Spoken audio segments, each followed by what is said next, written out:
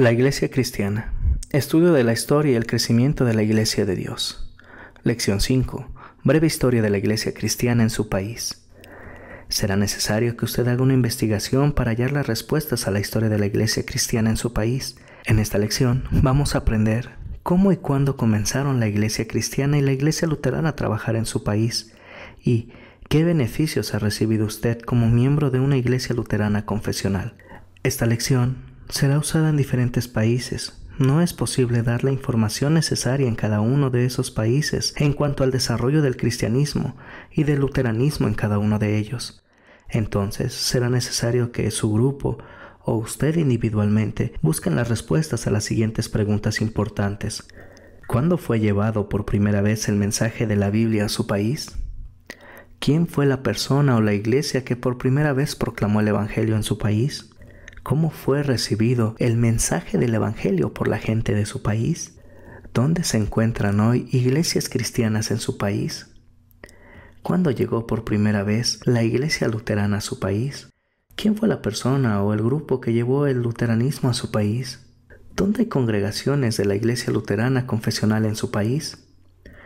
¿Qué clase de obras hace la iglesia luterana en su país actualmente? ¿Y qué bendiciones ha recibido como miembro de la Iglesia Luterana Confesional? Hay muchas bendiciones que son suyas como miembro de la Iglesia Luterana Confesional. Usted se puede alegrar de que es un hijo de Dios. Usted ha recibido la salvación para que goce una bendita vida cristiana aquí en la tierra y una vida gloriosa en el cielo. Esta bendición llega porque ha aprendido sobre Jesucristo, su Salvador, por medio del estudio de la inspirada y verdadera palabra de Dios, la Biblia. En ella ha visto que es Dios quien le otorgó a usted su gracia y lo llevó a la fe en Jesucristo. Efesios capítulo 2, versículos del 8 al 9 nos dice: Ciertamente la gracia de Dios los ha salvado por medio de la fe. Esta no nació de ustedes, sino que es un don de Dios, ni es resultado de las obras para que nadie se vanagloríe. Usted puede adorar al verdadero Dios con regularidad. El Dios verdadero es el Dios Padre, que lo ha creado a usted y al mundo en el que vive en 6 días normales, y sigue proveyendo para todas sus necesidades de cuerpo y de vida, porque Él es un Dios todopoderoso. El Salmo 145, versículo 9 nos dice: El Señor es bueno con todos, y se compadece de toda su creación. El verdadero Dios es Dios el Hijo, Jesucristo, que vino a nuestro mundo para vivir una vida perfecta y morir en nuestro lugar en la cruz, para que nuestros pecados puedan ser perdonados. Segunda de Corintios, capítulo 5, versículo 21 nos dice: Al que no cometió ningún pecado por nosotros, Dios lo hizo pecado, para que en él nosotros fuéramos hechos justicia de Dios. El verdadero Dios es Dios Espíritu Santo, que nos ha llevado a la fe en Jesucristo y nos sostiene en esa fe para que podamos vivir una vida cristiana en la tierra y la vida eterna en el cielo. 1 de Corintios 6, versículo 11 nos dice: Ya han sido lavados, ya han sido santificados, ya han sido justificados en el nombre del Señor Jesucristo y por el Espíritu de nuestro Dios. Este es el Dios que se ha revelado a usted en la Biblia. Este es el Dios a quien usted puede adorar regularmente en su casa y también junto con los hermanos en la fe en su congregación. Adoramos y alabamos a Dios el Padre, el Hijo y el Espíritu Santo por todo lo que ha hecho por nosotros en nuestra vida cristiana.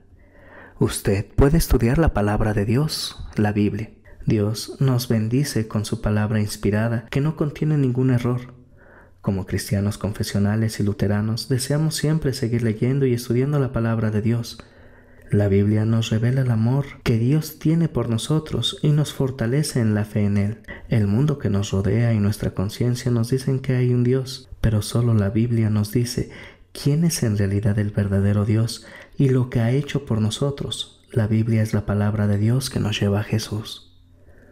Juan capítulo 20, versículos 30 a 31 nos dice: Jesús hizo muchas otras señales en presencia de sus discípulos, las cuales no están escritas en este libro. Pero estas han escrito para que ustedes crean que Jesús es el Cristo, el Hijo de Dios, y para que al creer tengan vida en su nombre. Los cristianos de la ciudad de Berea en la época del apóstol Pablo son un ejemplo para que los sigamos. De esos cristianos se nos dice: estos eran más nobles que los de Tesalónica, pues recibieron la palabra con mucha atención y todos los días examinaban las Escrituras para ver si era cierto lo que se les anunciaba. Escuche con alegría la palabra de Dios cuando se le predica. Estudie cuidadosamente las Escrituras y también usted aprenderá la verdad sobre Dios y sobre usted. Crezca en las enseñanzas de la Biblia sobre Jesús para llevar a otros a Jesús. Jesús dijo que Él es la luz del mundo. Juan capítulo 8 versículo 12 nos dice: en otra ocasión Jesús les dijo: yo soy la luz del mundo. El que me sigue no andará en tinieblas, sino que tendrá la luz de la vida. Nosotros, como creyentes en Jesús, siempre vamos a reflejar y compartir esa luz con otras personas. Mateo capítulo 5 versículo 16 nos dice: de la misma manera que la luz de ustedes alumbre delante de todos, para que todos vean sus buenas obras y glorifiquen a su Padre que está en los cielos. La mejor manera de que brille la palabra de Dios en nuestras vidas es decirles a otras personas el mensaje de cómo somos salvos todos por la gracia de Dios mediante la fe en Jesús. Romanos capítulo 10 versículos 14 al 15 nos dice: ahora bien, ¿cómo invocarán a aquel en el cual no han creído? ¿Y cómo creerán en aquel de quien no han oído?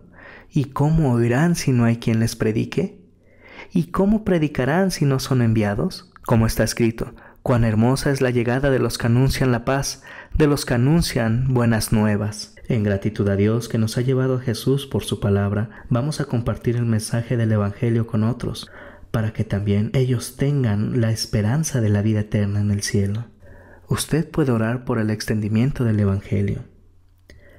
El Evangelio es muy poderoso, es el poder de Dios para la salvación de muchas personas.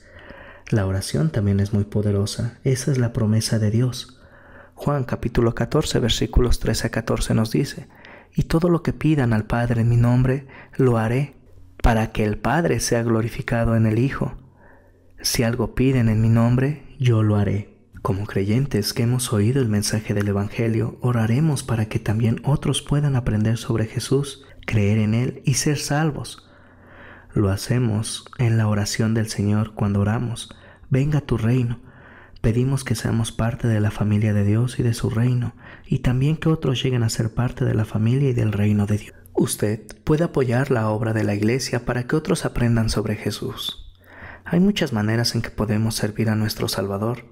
Podemos orar por la obra de la iglesia, orar por los que nos dirigen en el estudio de la Biblia y en los servicios de adoración, orar por los misioneros que van a otros países a predicar el Evangelio.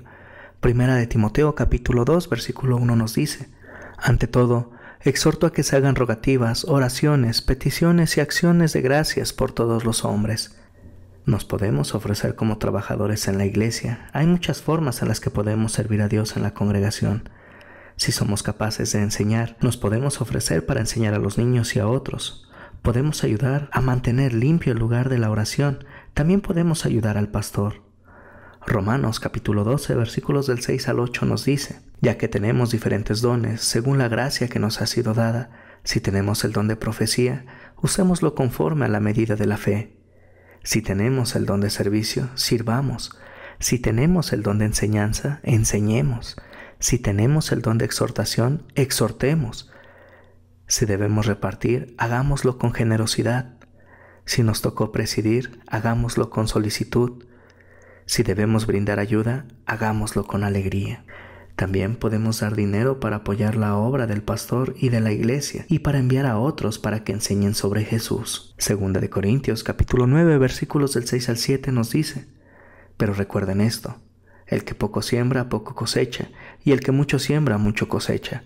Cada uno debe de dar según lo haya propuesto en su corazón, y no debe de dar con tristeza ni por necesidad, porque Dios ama a quien da con alegría. Note que la Biblia nos enseña que hemos de dar de nuestro tiempo y dinero con alegría, según Dios nos ha bendecido. Nuestras ofrendas de servicio son la respuesta al amor de Dios por nosotros. Para terminar, leamos 1 de Juan capítulo 4 versículo 19 que nos dice: nosotros lo amamos a Él porque Él nos amó primero.